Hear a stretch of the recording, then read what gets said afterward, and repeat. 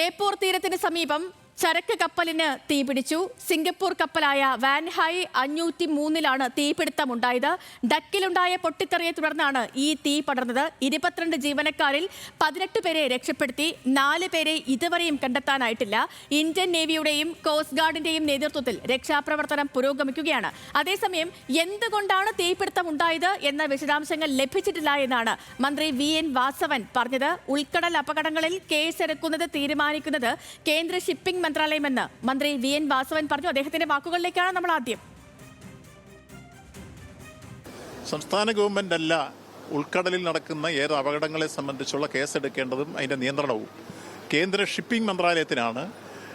അത്തരം അകലങ്ങളിൽ ഉണ്ടാകുന്ന കപ്പലപകടങ്ങളും അതുമായി ബന്ധപ്പെട്ട കേസുകളും കൈകാര്യം ചെയ്യുന്നവരാണ്. നമ്മൾ കോസ്റ്റൽ തീരത്തേക്ക് വരുന്ന സംഭവങ്ങൾ അല്ലെങ്കിൽ നമ്മുടെ തീരത്തടിഞ്ഞു വരുന്ന കേസുകളുമായി പാരിസ്ഥിതിക പ്രശ്നങ്ങളും മറ്റു കാര്യങ്ങളൊക്കെ ഉണ്ടാകുന്ന സ്ഥിതി വന്നാൽ അവിടെ ശ്രദ്ധിക്കുകയാണ് സംസ്ഥാന ഗവൺമെന്റിന്റെ ചുമതല. വിവരങ്ങളുമായി കോഴിക്കോട് നിന്ന് രമ്യ ദാസ് ആയിരുന്നു. രമ്യ, ആകെ 22 ജീവനക്കാർ, 18 പേരെ രക്ഷപ്പെടുത്തി, 4 പേരെ കാണാനില്ല. ഈ തിരച്ചിൽ കാര്യങ്ങളൊക്കെ എങ്ങനെ പുരോഗമിക്കുന്നു? മറ്റൊന്ന്, നിലവിലെ കോസ്റ്റ് ഗാർഡിന്റെയും നേവിയുടെയും ദൗത്യങ്ങളുമായി ബന്ധപ്പെട്ടാണ്. ഇതുവരെ നടത്തിയ ദൗത്യങ്ങൾ എങ്ങനെയൊക്കെയാണ്? ഇപ്പോൾ എങ്ങനെ ആ ദൗത്യങ്ങൾ പുരോഗമിക്കുന്നു?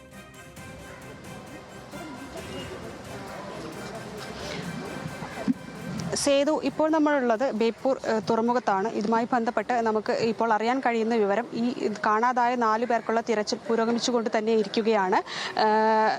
ഇവരെ ബാക്കി രക്ഷപ്പെട്ട ഈ വെള്ളത്തിൽ വീണ് കാണാതായ 4 പേർക്ക് വേണ്ടിയുള്ള തിരച്ചിലാണ് ഇപ്പോൾ തുടർന്നുകൊണ്ടിരിക്കുന്നത്. ഇത് വളരെ ദുഷ്കരമായ തിരച്ചിൽ തന്നെയാണ്. കാരണം കപ്പൽ തീപിടിച്ച് നീങ്ങുന്നതായിട്ടാണ് നമുക്ക് ലഭ്യമാകുന്ന വിവരം. ഇതുപോലെ തന്നെ കോസ്റ്റ് ഗാർഡും അതുപോലെ നേവിയും സംയുക്തമായി ചേർന്നാണ് ഇത്തരത്തിൽ രക്ഷാപ്രവർത്തനം പുരോഗമിച്ചുകൊണ്ടിരിക്കുന്നത്. നിലവിൽ ഇതിൽ നിന്നും രക്ഷപ്പെട്ട 18 പേർ, ഇവരെ എത്തിക്കുന്നതുമായി ബന്ധപ്പെട്ട ആശങ്കകളും ഇതോടൊപ്പം നിലനിൽക്കുന്നുണ്ട്. കാരണം ഇവരെ ഈ 4 പേരെ കണ്ടെത്തണം. കൂടാതെ തന്നെ പരിക്കേറ്റവരെ ആശുപത്രിയിലേക്ക് മാറ്റണം. ഇവർക്ക് ആവശ്യമായ വൈദ്യസഹായം നൽകണം. തുടർന്ന് നടപടികളും പുരോഗമിക്കേണ്ടതുണ്ട്. ഇപ്പോൾ നമ്മളുള്ളത് ബേപ്പൂർ തുറമുഖത്താണ്. തുറമുഖത്ത് നിലവിൽ ഈ വിഷയവുമായി ബന്ധപ്പെട്ട് ഇപ്പോൾ ഏകദേശം 2ഓളം ആംബുലൻസുകൾ സജ്ജീകരിച്ചിട്ടുണ്ട്. കൂടാതെ തന്നെ കോഴിക്കോട്ടെ ഒരു സ്വകാര്യ ആശുപത്രിയുമായി ബന്ധപ്പെട്ട്, ബേബി മെമ്മോറിയൽ ആശുപത്രിയുമായി ബന്ധപ്പെട്ട് അവിടെയും സജ്ജീകരണങ്ങൾ ഏർപ്പെടുത്തിയിട്ടുണ്ട്. രാവിലെയാണ് ഇത്തരത്തിൽ ഇതുമായി ബന്ധപ്പെട്ട് ഈ കമ്പനിയുടെ അധികൃതർ എന്ന് പറയുന്ന വ്യക്തി ഈ ആശുപത്രിയുമായി ബന്ധപ്പെട്ടിട്ടുള്ളത്. നിലവിൽ ഇവരെ ചികിത്സിക്കാനുള്ള സൗകര്യം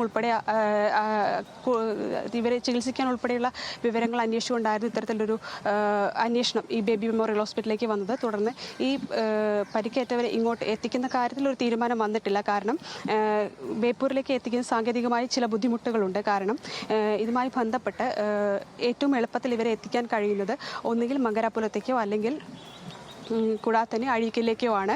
ബേപ്പൂരിലേക്ക് ആകുമ്പോൾ വലിയ കപ്പലുകൾ ബേപ്പൂർ പോർട്ടിലേക്ക് അടുക്കാനുള്ള സാങ്കേതികമായ ബുദ്ധിമുട്ടുകളുണ്ട്.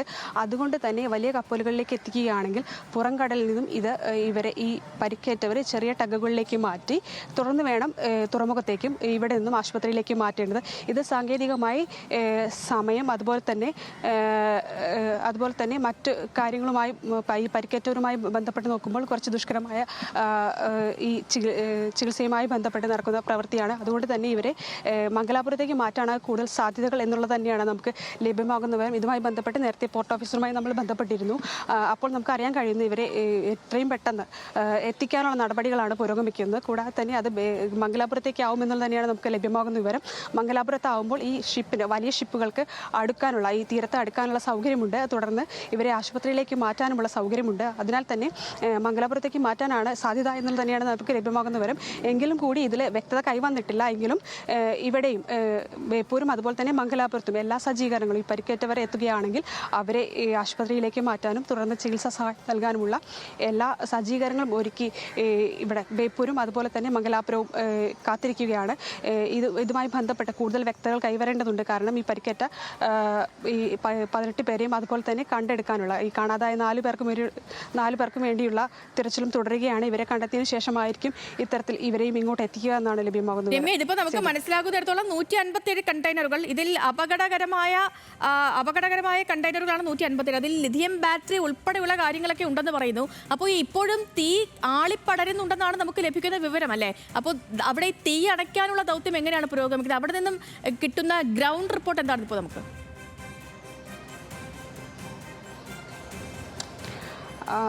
തീർച്ചയായും ഇതുമായി ബന്ധപ്പെട്ട് ലഭ്യമാകുന്ന മറ്റൊരു വിവരം കൂടി തന്നെയാണ്. കാരണം ഈ തീ അണയ്ക്കാൻ ഇതുവരെ കഴിഞ്ഞിട്ടില്ല എന്ന് തന്നെയാണ്. കൂടാതെ തന്നെ ഈ ഷിപ്പ് ഒഴുകി നടക്കുന്ന ഒരു സാഹചര്യവും കൂടി ഉണ്ട് എന്ന് തന്നെയാണ് ഈ കോസ്റ്റ് ഗാർഡിൽ നിന്നും അതുപോലെ തന്നെ നേവിയിൽ നിന്നും നമുക്ക് അറിയാൻ കഴിയുന്നത്. അതുപോലെ തന്നെ അത് ദുഷ്കരമായ ഒരു പ്രവൃത്തി തന്നെയാണ്. അതിനുള്ള ശ്രമങ്ങളും ഇതോടൊപ്പം തന്നെ പുരോഗമിക്കുന്നുണ്ട്. അതുപോലെ തന്നെ ഇവരെ ഈ 4 പേരെ കണ്ടെത്താനുള്ള 4 പേർക്കായുള്ള തിരച്ചിലും തുടരുന്നുണ്ട്.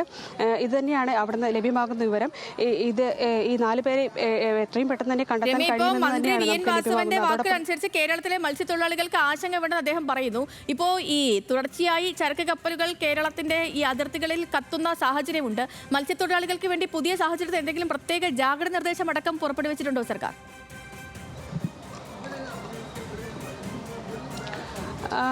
സേതു, ഇതുമായി ബന്ധപ്പെട്ട് ആശങ്കപ്പെടേണ്ടതില്ല എന്ന് തന്നെയാണ് ഈ മത്സ്യത്തൊഴിലാളികൾ ഉൾപ്പെടെയുള്ള നൽകിയിട്ടുള്ള നിർദ്ദേശം. മറ്റ് നിർദ്ദേശങ്ങളൊന്നും ഇതുവരെ നൽകിയതായി നമുക്ക് ലഭ്യമായ വിവരമില്ല. എങ്കിൽ കൂടെയും ഇത് ആശങ്ക ജനിപ്പിക്കുന്നതാണ്. കാരണം കുറച്ച് ദിവസങ്ങൾക്ക് മുമ്പാണ് ഇത്തരത്തിൽ മറ്റൊരു ഷിപ്പും മുങ്ങുന്നൊരവസ്ഥയുണ്ടായത്. ഇതുമായി ബന്ധപ്പെട്ടുള്ള ആഘാത പഠനങ്ങൾ ഉൾപ്പെടെ നടന്നു വരുന്നേ ഉള്ളൂ. അതിനിടയിലാണ് വീണ്ടും ഇത്തരത്തിൽ ഈ ബേപ്പൂരിനും അതുപോലെ തന്നെ അഴീക്കലിനും ഇടയിൽ ഈ ഒരു ഷിപ്പ് കൂടി കത്തുന്ന ഒരു സാഹചര്യം കൂടി ഉണ്ടായിട്ടുള്ളത്. ഇതിലും അതുപോലെ തന്നെ പറയുന്നത് ലിഥിയം അതുപോലെ തന്നെ ഗൺ പൗഡർ ഉൾപ്പെടെയുള്ള വളരെ എക്സ്പ്ലോസീവ് ആയിട്ടുള്ള ഘടകങ്ങൾ ഈ കണ്ടെയ്നറിനകത്ത് ഉണ്ട് തന്നെയാണ് നമുക്ക് ലഭ്യമാകുന്ന വിവരം.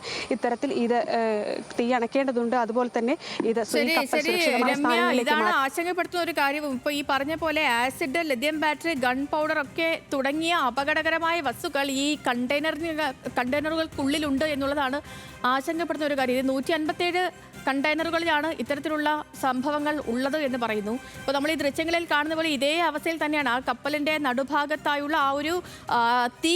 അതേപോലെ തന്നെ ഇപ്പോഴും തീ ആളിപ്പടരുന്നുണ്ട്. അത് പൂർണ്ണമായും കെടുത്താൻ ഇനിയും സാധിച്ചിട്ടില്ല.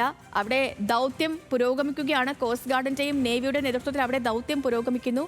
മൊത്തം 22 ജീവനക്കാരുണ്ടായിരുന്നു. അതിൽ 18 പേരെ രക്ഷപ്പെടുത്തിയിട്ടുണ്ട്. 4 പേരെ കാണാനില്ല.